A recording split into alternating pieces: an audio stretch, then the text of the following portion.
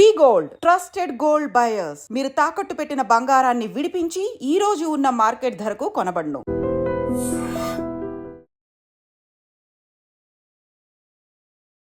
Hi, hello, నమస్తే, welcome back to iDream media.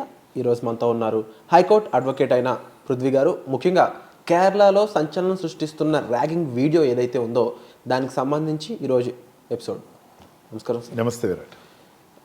మనుషులు ఉండే కొద్దీ రాక్షసులుగా మారిపోతున్నారనడానికి నేటికి డిఫరెంట్ ఎగ్జాంపుల్స్ వస్తున్నాయి ఇన్స్టాగ్రామ్లో ముఖ్యంగా. అందులోనూ కేరళ లాంటి స్టేట్ ఏదైతే ఉందో 100% లిటరసీ అనేది వినిపిస్తూ ఉంటుంది ఎక్కువ కేరళ అనగానే అందరి మైండ్లో. అలాంటి ప్లేస్లో, అది కూడా ఎడ్యుకేషనల్ ఇన్స్టిట్యూట్లో ర్యాగింగ్ అనే ఒక ఎప్పుడో, అది ఇంకా ఏదో రాతియుగం కాలం నాటి ఒక చర్యలాగా చూస్తూ ఉంటారు చాలామంది విశ్లేషకులు అందరూ కూడా. అంటే అలా అని కాదు కదా, ఎగ్జాంపుల్ చెప్తున్నా. ర్యాగింగ్ ఎక్కడ ఉంది, ఎప్పుడు ఉంది అన్నట్టు బిహేవ్ చేస్తారు. ఒక వ్యక్తికి అతని ప్రైవేట్ పార్ట్స్కి డంబుల్స్ కట్టి అతని చేత వికృత చర్యలు చేయించడం అనేది ఎంతవరకు కరెక్ట్? దీనికి ఎటువంటి చర్యలు గవర్నమెంట్ తీసుకోవాల్సి ఉంటుంది? అసలు ఏంటి ఈ రాక్షసత్వం? విరాట్, కేరళలో ర్యాగింగ్ ఇన్సిడెంట్ నిజంగా ప్రతి తల్లిదండ్రులు తమ విద్యార్థులు పంపిస్తున్నప్పుడు భయాందోళన చెందినటువంటి అంశం కింద చెప్పుకోవచ్చు. ఒక ఇన్స్టిట్యూట్లో సీనియర్ అనే కొద్దీ కొన్ని చోట్ల వాళ్ళు సార్ అని పిలిపించుకుంటారు. అది నర్సింగ్ కాలేజ్, అది జనరల్గా దీంట్లో సార్ అని పిలిపించుకుంటారు. అదే ఈ ఇంజనీరింగ్ కాలేజ్లో కానీ డిగ్రీ కాలేజ్ అయితే అన్నా అని పిలిపించుకుంటారు సీనియర్స్ని, 1 year సీనియర్ ఉంటే కనుక. ఈ respect, that is called respect. అన్నా అని పిలవటంలో కానీ సార్ అని పిలవటంలో కానీ వాళ్ళకి ఇచ్చిన రెస్పెక్ట్. వాడు 1 year జూనియర్ అయితే ఆటోమేటిక్గా కలిసి వీళ్ళు ఏదో సీనియర్కి ఇవ్వాల్సినటువంటి డిస్టెన్స్, ఆ స్పేస్ అనేది ఉండాలా అన్న దాని మీద బిల్డప్ అయినటువంటి ఒక అధికారం కింద చెప్పచ్చు ర్యాగింగ్ని. జనరల్గా ఒక స్టూడెంట్, కొత్త వాళ్ళు, ఒక బ్యాచ్ ఎవరైనా వస్తున్నారనుకోండి, లోపలికి వస్తున్నారనుకోండి, నేను లోపలికి వచ్చేటప్పుడు పడిన ఇబ్బందులు ఇంకోటి పడకూడదు అని భావన రావాలి తప్ప, నేను పడిన దానికన్నా దారుణంగా వచ్చేవాడు పడాలి అనుకునేటువంటి రాక్షస స్వభావానికి సైకలాజికల్ ఇంబ్యాలెన్స్ కింద చెప్తాం మనం. ఇదేమవుతుందంటే ఈ మెయిన్గా నర్సింగ్ ఇన్స్టిట్యూట్స్లో కానీ, లేకపోతే మెడికల్ కాలేజ్లో కానీ అండ్ ఇంజనీరింగ్ కాలేజ్లో కానీ ఈ వచ్చిన వాళ్ళని వెల్కమింగ్ పార్టీస్ అని చెప్పి ఇప్పుడు మార్చాలి అని చెప్పి చాలా ఈ డీమ్డ్ యూనివర్సిటీస్ అయితే అదే పెట్టినాయి. ఖచ్చితంగా మీరు వెల్కమింగ్ పార్టీస్ పెట్టండి, జూనియర్ ఫెస్ట్ పెట్టండి, వాళ్ళు కొత్తదనంగా ఫీల్ అడ్జస్ట్ అవ్వడానికి టైం పడుతుంది. జనరల్గా ఏమవుతుందంటే ఇంటర్ +1 +2 అయిపోయిన తర్వాత వస్తారు దీంట్లోకి. అంటే వాళ్ళు సమ్వేర్ ఆఫ్ 18-19 years ఎంత ఉంటుంది, 17 years 18 years. ఆ ఏజ్లో వచ్చినప్పుడు ఏమవుతుందంటే వీళ్ళకి ఒక రకమైనటువంటి భయం, తల్లిదండ్రుల నుంచి దూరంగా వెళ్తున్నారు భయం. అందుకని ఇదివరకు హోమ్ సిక్నెస్ అని ఇచ్చేవారు. ఖచ్చితంగా మళ్ళీ ఇంటికి వెళ్ళిపోయి ఒక 4 రోజులు నుండి మళ్ళీ అప్పుడు కాలేజ్కి వీళ్ళు స్ట్రీమ్ అప్ అవుతారు కోసం. వీళ్ళు సీనియర్స్ ఏం చేయాలంటే దానికి వీళ్ళు కలుపుకుంటానికి, అంటే ఈ టెక్నికల్ ఎడ్యుకేషన్లో చూసుకుంటే ఈ మెడిసిన్ కానీ, నర్సింగ్ కానీ, ఇంజనీరింగ్ కానీ సీనియర్స్ నుంచి హెల్ప్ చాలా అవసరం ఉంటుంది వీళ్ళకి. జూనియర్స్ ఏదైనా టాపిక్ అర్థం కాకపోతే ఈజీగా వాళ్ళని అప్రోచ్ అయ్యి మాట్లాడటం, వాళ్ళ రూమ్స్కి వెళ్ళి అడగటం, అండ్ లైబ్రరీలో డిస్కషన్ చేసుకుంటాం, అండ్ ఇంజనీరింగ్ అయితే ప్రాజెక్ట్స్ అన్న దానికోసం హెల్ప్ అడగటం, వాళ్ళతో కలిసే చేయాల్సిన పరిస్థితి వస్తాయి. దాన్ని లీనియంట్గా తీసుకుని వీళ్ళు జూనియర్స్ మా దగ్గర రావాలి అంటే కనుక మేము చెప్పిన కొన్ని వినాల్సిందే. సూసైడ్ ప్రతి సంవత్సరం కూడా సూసైడ్స్ ఇంటానే ఉన్నాం ఈ రోజుకి కూడా. ఎక్కడ దీంట్లో అది ఆగిందా అంటే ఆగలేదని చెప్పచ్చు. దీని ఏమవుతుందంటే ఒక టీమ్ లీడరు, ఆ సీనియర్ ఎవడైనా సరే ఒక సాడిస్టిక్ అప్రోచ్ తోటి ఉన్నాడు అనుకో, ఆ సాడిస్టిక్ అప్రోచ్లో ఏం చేస్తాడంటే వీడు ఇట్లాగా, అరే మీరందరూ నేను చెప్పినట్టు చేయండి, ఇట్లా చేయండి అంటే మిగతా వాడికి థ్రిల్ ఒకటి. వాడు ఏదైనా సరే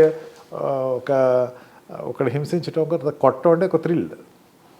ఈ రకమైనటువంటి నేపథ్యంలో ఏమవుతుందంటే వాడిని హింసించడానికి వాళ్ళు తీసుకునే చర్యలు.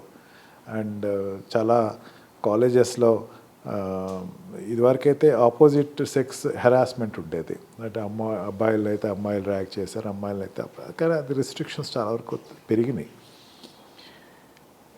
ఈ కేరళలో జరిగినటువంటి ఈ ఇన్సిడెంట్ చూస్తే ఒక 5 పిల్లవాళ్ళు కలిసి ఒక పిల్లవాడిని నగ్నంగా పడుకోబెట్టి వాడి ప్రైవేట్ పార్ట్స్ మీద డంబుల్స్ పెట్టి అండ్ క్లిప్స్ పెట్టి వాడి నోట్లో కొన్ని లిక్విడ్స్ పోస్తూ వాడిని బలవంతంగా నొక్కేసి 5 కలిసి నొక్కి చేస్తున్నటువంటి పైశాచిక చర్య ఏదైతే ఉందో సంఘం హర్షించదగ్గది కాదు. అంటే స్టూడెంట్స్లో ఇలా జరుగుతుందనే విషయాలు బయటకు ఒక వీడియో రూపంలో వచ్చే వరకు కూడా అక్కడ ఉన్న ఎడ్యుకేషన్ ఇన్స్టిట్యూట్కి తెలియలేదంటారా, అక్కడ ఉన్న అథారిటీకి తెలియలేదంటారా, లేకపోతే అథారిటీ అటువంటి అంటే ఒక సేఫ్ ఎన్విరాన్మెంట్ క్రియేట్ చేయలేకపోతుందా? ఎవరి తప్పు ఎవరు బాధ్యత తీసుకోవాలంటారు? ఖచ్చితంగా సేఫ్ ఎన్విరాన్మెంట్ క్రియేట్ చేయట్లేదని చెప్పొచ్చు. దాంట్లో ఎటువంటి డౌట్ పెట్టుకోవాల్సిన అవసరం లేదు. College failed. Anti ragging steps అని చెప్పేసి 2019 anti elimination of ragging act కానీ ర్యాగింగ్ యాక్ట్ కింద చెప్తాం. దాంట్లో 2019లో వాడు ఇచ్చినటువంటి సర్క్యులేషన్స్ మ్యాక్సిమం అన్ని కాలేజెస్కి చెప్పాడు, మీరు ఏం చేయాలి, ఏం స్టెప్స్ తీసుకోవాలి, ర్యాగింగ్ నుంచి తప్పించాలని. ఇంకో ఆశ్చర్యకరమైన విషయం ఏం తెలుసా, ఈ ఎలిమినేషన్ ఆఫ్ ర్యాగింగ్ యాక్ట్ లేకపోతే యాంటీ ర్యాగింగ్ యాక్ట్ రావటానికి కారణం కూడా కేరళ స్టేట్ సుప్రీంకోర్టులో వేసినటువంటి ఒక కేసు వల్ల ఒక యాక్ట్ వచ్చింది. అంటే కేరళ రాష్ట్రంలో ఎంత ర్యాగింగ్ మీద ఎంత మంది బలవుతున్నారో అర్థం చేసుకోవచ్చు. ఇన్స్టిట్యూట్స్కి ఏమేం చేయాలి, ఎట్లాగా జూనియర్స్ని వెల్కమ్ చేయాలి, ఎట్లాగా ఇంటరాక్ట్ అవ్వాలి, ఎట్లాగా ప్యాంప్లెట్స్ ఇవ్వాలి, ఎట్లాగా వాళ్ళకి ఎక్స్ప్లెయిన్ చేయాలి, యాక్ట్ని ఎట్లా ఎక్స్ప్లెయిన్ చేయాలి, మ్యాక్సిమం యాక్ట్లో 80% కాలేజ్కి ఇచ్చే బాధ్యతే ఉంటుంది. కాలేజ్కి ఇచ్చే బాధ్యతని వాళ్ళు ఏం చేస్తారంటే, ఎవరు చేస్తారు ఇవన్నీ, మళ్ళీ ఏదో స్టూడెంట్స్తో గొడవ పడ్డారంటే మళ్ళీ వాళ్ళతో ఎందుకు అన్నది వీళ్ళు డిప్లొమాటిక్గా బిహేవ్ చేయటం. నాకు అవసరం లేదు ఈ విషయం, నాకెందుకు వాళ్ళు చూసుకుంటారు, మళ్ళీ వాళ్ళు ఫ్రెండ్స్ అయిపోతారు, మళ్ళీ వాళ్ళు ఇదవుతారు, అట్లాంటి టైంలో మేము మధ్యలో ఇదెందుకు అన్నటువంటి ఒక వదిలించుకునే ధోరణి. ఇదివరకు గురుకుల పాఠశాలలో ఈ వాట్ వి కాల్ దిస్ గురుకుల ప్రదేశాల్లో పిల్లవాళ్ళందరినీ సంపాళ్ళుగా తల్లిదండ్రి కింద పెంచేటువంటి గురువులు ఉండేవారు. అక్కడ ఇబ్బంది ఎప్పుడు రాలా. అంటే ఎడ్యుకేషన్ సిస్టమ్, ఎడ్యుకేషన్ ఇన్స్టిట్యూట్స్ అనేవి కంప్లీట్గా మనీగా మారిపోవడమే దీనికి రీజన్. డెఫినెట్లీ 100% దీంట్లో అసలు ఏమాత్రం డౌట్ లేదు. అసలు సిగ్గుపడాల్సిన అవసరం కూడా లేదు విమర్శించటంలో.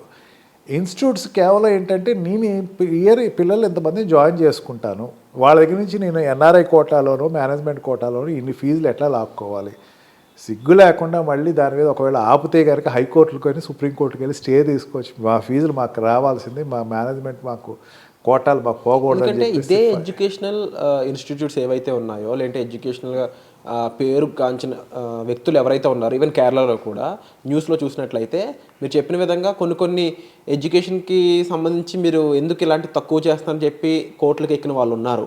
బట్ అదే ఎడ్యుకేషన్ సిస్టంలో ఇంత లూప్ హోల్ ఉంది, ఈ ర్యాగింగ్ అనేది ఒకటి ఇంకా చచ్చిపోలేదు అనే వాటిపై వాళ్ళు అంత కఠిన చర్యలు కానీ దాన్ని కంప్లీట్గా సప్రెస్ చేసే విధంగా ఎటువంటి చర్యలు తీసుకోవట్లేదు. మరి వాళ్ళ మీద ఎవరు కేసులు వేయాలి, ఎవరు కోర్టుకు వెళ్ళాలంటారు?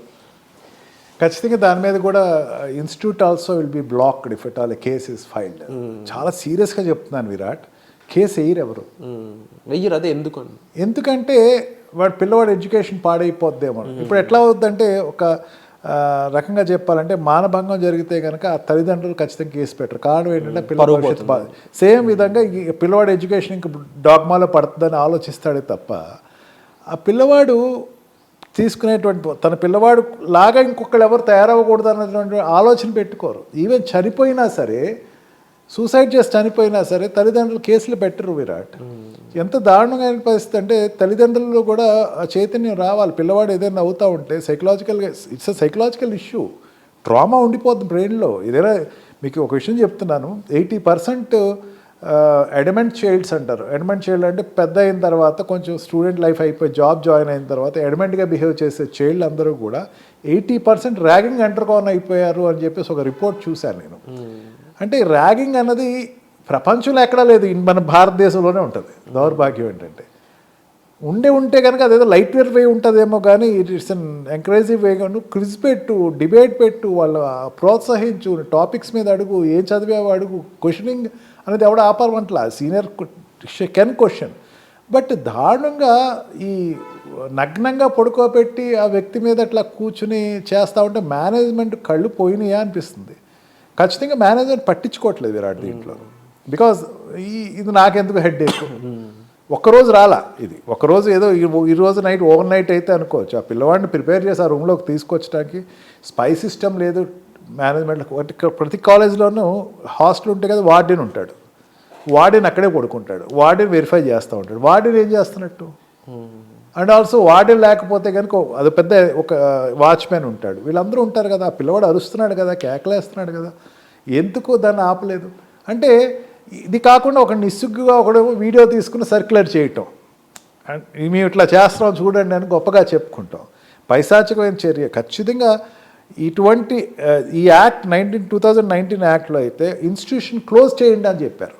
ఫస్ట్ అండ్ ఫార్మోస్ట్ ఏంటంటే పిల్లవాడిని డిబార్ చేయాలి, ఆ బ్యాచ్ ఉన్న వాళ్ళందరినీ డిబార్ చేయాలి, 3 years డిబార్ చేయాలి ఎడ్యుకేషన్ నుంచి. ముందు ఇమీడియట్గా డిబార్ చేయండి. కేసు ప్రూవ్ అయిన తర్వాత వాడిని 3 years జైల్లో పెట్టండి. వాడిని ఈ ర్యాగింగ్ చేసే పిల్లలకి ఇంకా లైఫ్ లేదు అని చూపించండి అని చెప్పి చట్టం చెప్తుంది. కానీ ఇక సాఫ్ట్ కార్నర్లోకి వచ్చేస్తారు. వాడు ఎవడో ఇప్పుడు పేదరికంలోనూ మధ్యతరగతి ఉన్న పిల్లలు ఎప్పుడు ఈ ర్యాగింగ్కి వెళ్తారని అయితే నేను అనుకోను. కొంచెం ఎకనామికల్గాను క్రీమీ క్లాసెస్లో ఉన్న పిల్లవాళ్ళు వస్తారు. క్రీమీ క్లాసెస్ పిల్లవాళ్ళు ఎవరైనా ర్యాగింగ్ చేస్తే రికమెండేషన్స్, మళ్ళీ ఎక్కడి నుంచో ఫోన్లు, సరే ఏదో లైటర్ వేగా తీసుకోండి, ఏదో అయిపోయింది. ఇది ఎంతవరకు అంటే విద్యాలయాలు కాదు, అవి వ్యాపారాలయాలు. ఎంకరేజ్ చేస్తున్నారు ఇండైరెక్ట్గా. వాడు ఆపపోవడం అంటే ఎంకరేజ్ చేసినట్టే. డెఫినెట్లీ దీని మీద అయితే ఎవరు స్పందించాలి అనే విషయం చూసుకున్నప్పుడు ఎడ్యుకేషనల్ ఇన్స్టిట్యూట్లో ఉండే అథారిటీస్ ఎవరైతే ఉన్నారో తప్పకుండా వాటిపై వాళ్ళు ఆన్సర్ ఇవ్వాల్సిన అవసరం ఎంతైనా ఉంది. అండ్ ముఖ్యంగా సోషల్ మీడియా అనేది ఇప్పుడులో ఎవరైతే కష్టాల్లో ఉన్నారో వాళ్ళ గురించి జనాలకు తెలియజేయడానికి అండ్ వాళ్ళ గురించి రైట్ అథారిటీకి తెలియజేయడానికి చాలా ఉపయోగపడుతుంది. మనం చూస్తూనే ఉన్నాం ఇబ్బందులు పడుతున్న వాళ్ళు ఎందరికో సోషల్ మీడియా ద్వారా సహాయం అందింది. అయితే ఈ ర్యాగింగ్ అనే అంశాన్ని కంప్లీట్గా తుడిచిపెట్టడానికి కూడా మీ అందరి సహకారం చాలా ఇంపార్టెంట్.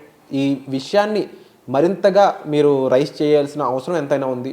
దానికి సంబంధించి ఇప్పుడు మనకి పృథ్వీ గారు షేర్ చేసిన ఇన్ఫర్మేషన్పై మీ అభిప్రాయాన్ని కామెంట్ సెక్షన్లో తెలుపుతూనే ఈ వీడియోని మరింత మందికి రీచ్ అయ్యేలా షేర్ చేయండి. సో వచ్చే ఎపిసోడ్లో మళ్ళీ కలుద్దాం. Thank you sir. Thank you.